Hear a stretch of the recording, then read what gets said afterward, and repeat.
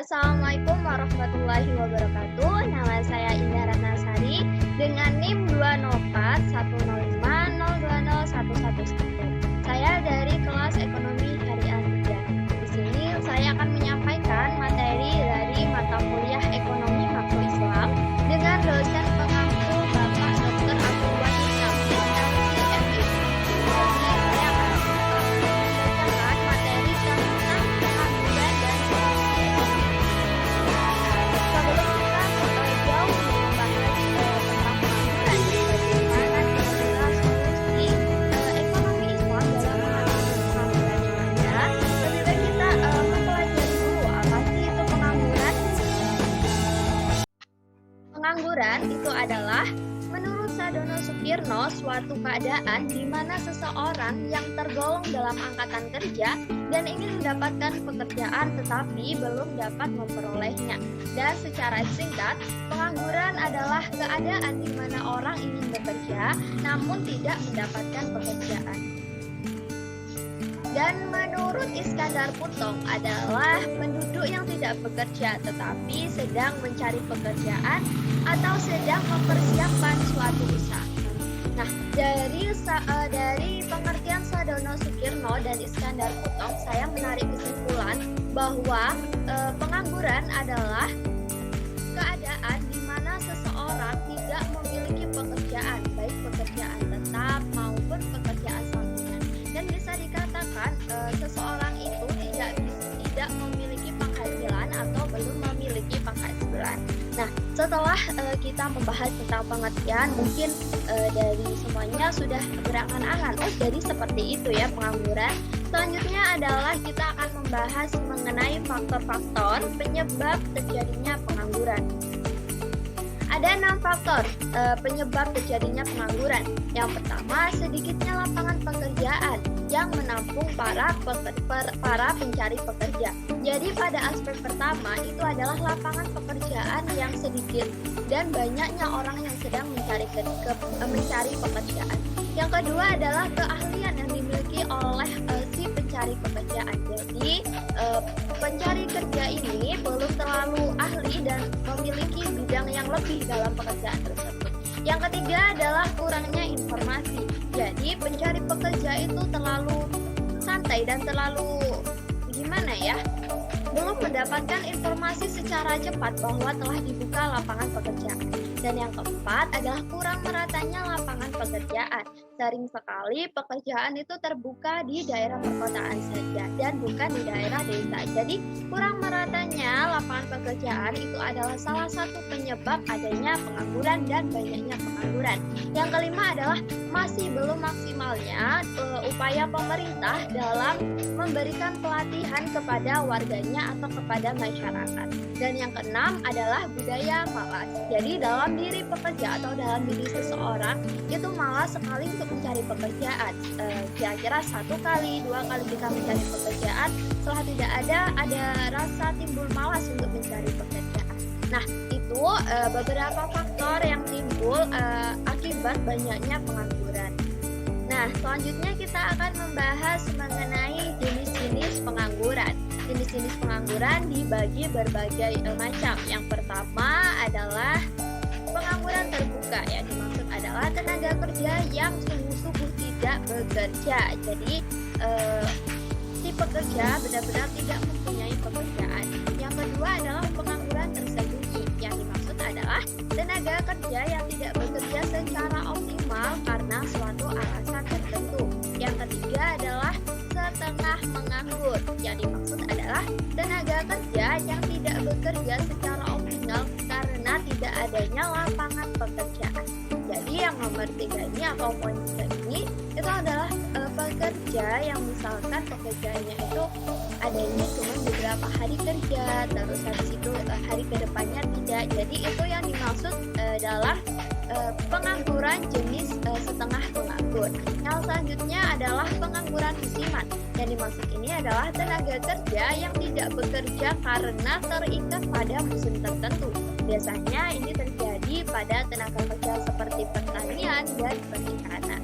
Nah, selanjutnya kita akan membahas mengenai dampak yang terjadi akibat banyaknya pengangguran nih. Ada dua dampak. Yang pertama adalah dampak pengangguran terhadap bidang sosial. Adalah terjadinya kekacauan sosial dan politik seperti munculnya penyakit-penyakit sosial. Nah, kira-kira penyakit sosial seperti apa yang muncul akibat adanya pengangguran? Nah, penyakit sosial ini adalah yang pertama, misalkan lebih banyaknya pencurian. Yang kedua, banyaknya perampokan dan banyak melakukan tindak kekerasan karena muncul jiwa emosi yang berlebihan karena kita tidak punya penghasilan. Jadi diri kita terdorong untuk melakukan hal-hal yang tidak baik atau melakukan hal kejahatan. Yang kedua adalah dampak dari sisi agama, yaitu membahayakan terhadap akidah dan tingkah laku. Nah, yang dimaksud dampak dalam sisi agama, misalkan saya mengambil contoh, ada sepasang suami dan istri. Ketika suami dan istri itu bekerja dan yang suami ini mendapatkan PHK secara tiba-tiba dan yang bekerja hanya seorang istri saja.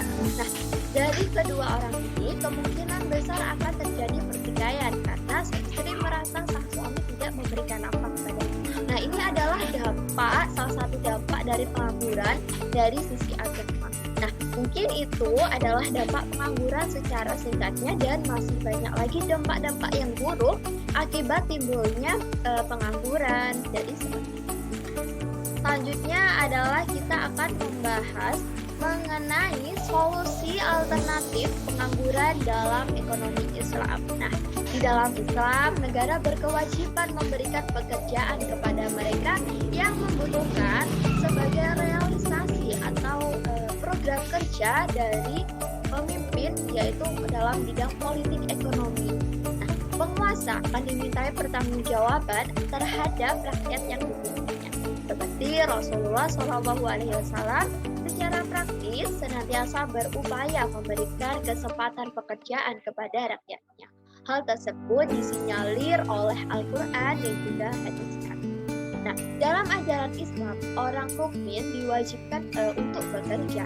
Apapun yang dikerjakan oleh seorang mukmin, asal itu dengan niat yang baik dan benar, maka itu adalah mulia. Kecuali yang dilarang itu adalah haram. Nah, pemerintah dalam mengatasi pengangguran dengan menciptakan lapangan pekerjaan secara garis besar dilakukan dengan dua mekanisme. Yang pertama adalah mekanisme individu dan yang kedua adalah mekanisme sosial ekonomi. Apa sih mekanisme individu? Nah, mekanisme individu itu adalah penguasa secara langsung itu memberikan pemahaman kepada individu atau kepada seseorang masyarakatnya, terutama melalui sistem pendidikan tentang wajibnya bekerja dan kedudukan orang-orang yang bekerja di hadapan Allah SWT dan memberikan skill serta modal bagi mereka yang membutuhkan. Dan ajaran Islam pada dasarnya mewajibkan diri kita atau mewajibkan umatnya untuk bekerja dalam rangka memenuhi kebutuhan dan kesejahteraan hidup. Banyak pula di dalam Al-Quran maupun As-Sunnah yang memberikan dorongan dan semangat kepada umatnya untuk bekerja dan mencari nafkah secara halal. Selanjutnya adalah mekanisme sosial dan ekonomi. Nah, yang dimaksud di sini adalah mekanisme ini dilakukan oleh penguasa melalui sistem dan kebijakan, baik kebijakan ekonomi maupun bidang sosial yang terkait dengan masalah pengangguran. Dalam bidang ekonomi, yang dilakukan oleh penguasa adalah meningkatkan dan mendatangkan investasi yang halal untuk dikembangkan di sektor real atau sektor nyata, baik di dalam bidang pertanian, kehutanan, kelautan, dan tambang maupun meningkatkan volume perdagangan. Nah, yang dimaksud dalam mekanisme ini adalah penguasa itu memberikan investasi atau memberikan wadah kepada masyarakat untuk mengembangkan dalam bidang pertanian, kehutanan, kelautan maupun apapun. Nah, dalam contoh nih, pertanian, pemerintah harus menyediakan wadah bagaimana seorang petani itu menyetorkan atau memberikan hasil panennya kepada masyarakat dengan harga yang sesuai. Jadi seperti itu. Nah, selanjutnya adalah tersedianya jaminan sosial dari pemerintah. Nah, jaminan sosial seperti apa? Jaminan sosial yang dimaksud adalah jasa pendidikan, kesehatan, keamanan. Nah, ini adalah jaminan sosial yang harus diberikan pemerintah kepada masyarakat atau kepada rakyatnya. Berbeda dengan kebutuhan pokok yang berupa sandang, pangan, dan papan, di mana Islam melalui negara itu menjamin pemenuhannya melalui mekanisme yang bertahap. Terhadap pemenuhan kebutuhan jasa, pendidikan, kesehatan, dan keamanan itu dipenuhi oleh negara secara langsung kepada setiap individu atau rakyatnya. Jadi pemerintah itu harus memberikan hak yang sesuai kepada warganya agar tidak timbul terjadinya banyak pengangguran. Dan selanjutnya adalah negara harus adil baik kepada buruh maupun kepada pengusaha. Hubungan ketenaga kerjaan di dalam Islam adalah hubungan kemitraan yang harusnya saling menguntungkan. Tidak boleh satu pihak dizolimi dan satu pihak merasa dizolimi oleh pihak lainnya. Oleh karena itu, kontrak kerja antara pengusaha dan pekerja adalah kontrak kerjasama yang menguntungkan. Jadi dalam hal ini pemerintah harus menetapkan keadilan baik kepada pengusaha maupun kepada buruh yang ada. Jadi dengan adanya sistem adil atau dengan adanya keadilan dari pemerintah, maka warga akan memiliki rasa percaya diri untuk mencari pekerjaan dan membuka lapangan pekerjaan yang baru. Mungkin itu beberapa cara ekonomi Islam dalam menanggulangi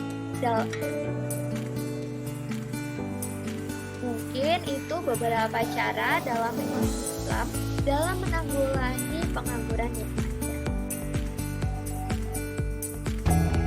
Mungkin itu saja yang dapat saya sampaikan. Kurang lebihnya mohon maaf. Wallahu a'lam bishawab.